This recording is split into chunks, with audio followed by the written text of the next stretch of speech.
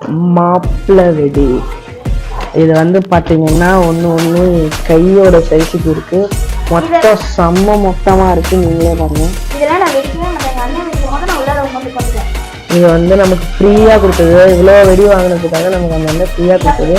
நம்ம regular customer. அதே மாதிரி நீங்கள் வந்து ரெகுலராக ஒரு வருஷம் யார் வந்து போனீங்கன்னாலும் உங்களுக்கு கிஃப்ட் கொடுத்துருவாங்க. நீங்கள் எவ்வளோ வாங்குறீங்களோ அதை பொறுத்து அவங்க தருவாங்க. எல்லாத்துக்கும் கிஃப்ட் கண்டிப்பாக உண்டு.